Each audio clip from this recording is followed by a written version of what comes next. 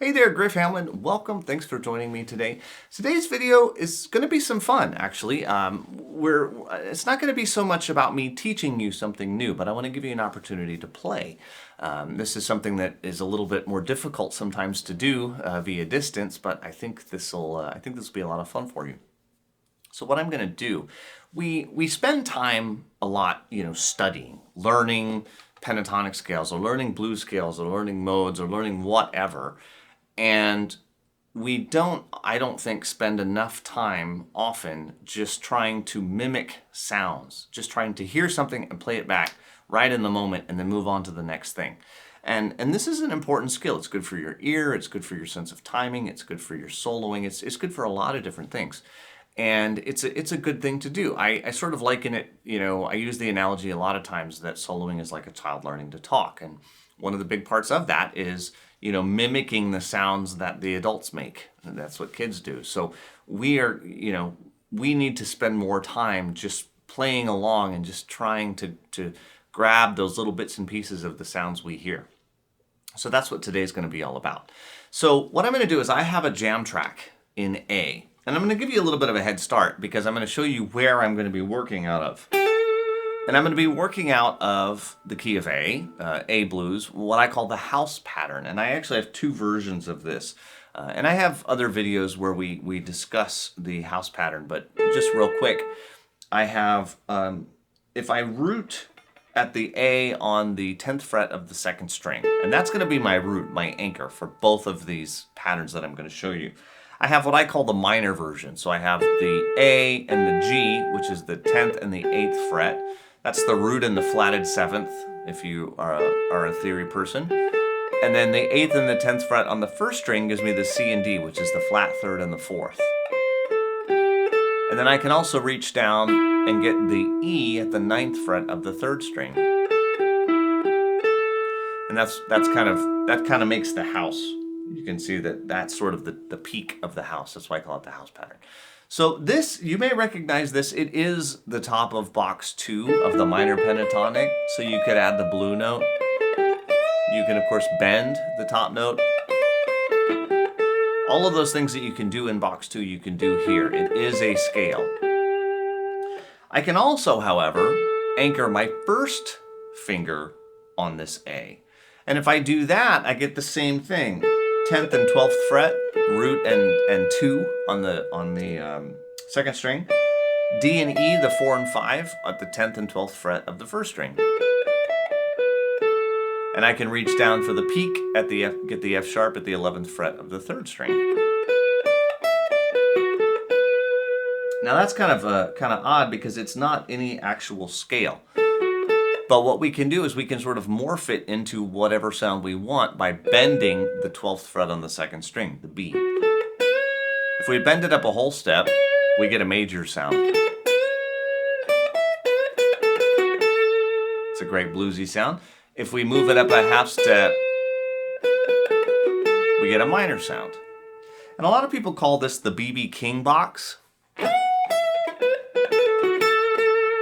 And it definitely has that BB sound, but it is not any one particular scale. Okay, it's just a little pattern. It's a little group of notes that happens to work very well for blues soloing. So it's one of those things where it's pretty much only going to work like when you're playing the blues. If you're trying to play something else, it probably wouldn't work out as well.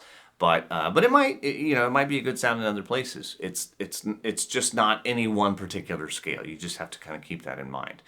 So what I'm going to do, and if you need more help, if the house pattern is new to you, I like I said, I have other videos where we talk about the house pattern. I've talked about it many times over the years, so I'm just giving you the basics. But if the basics is all you have, it's all you need for what we're about to do, which is I'm going to put on a jam track, and this is it's a blues in A. Like I said, it's a shuffle.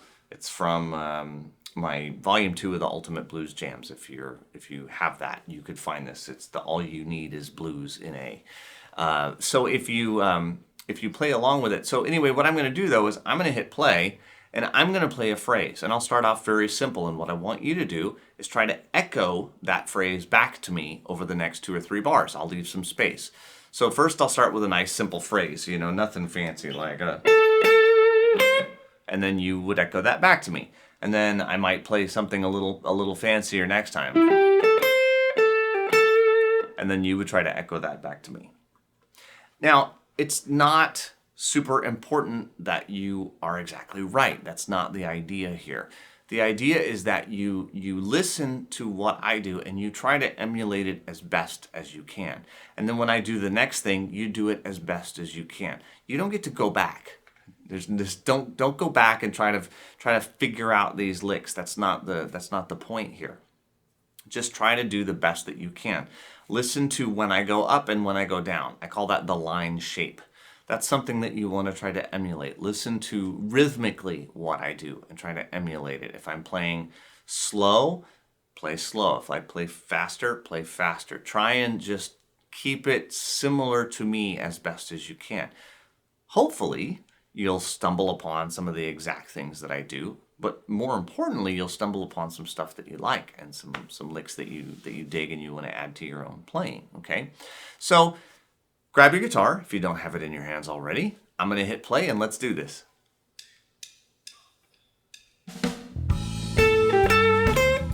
Now your turn.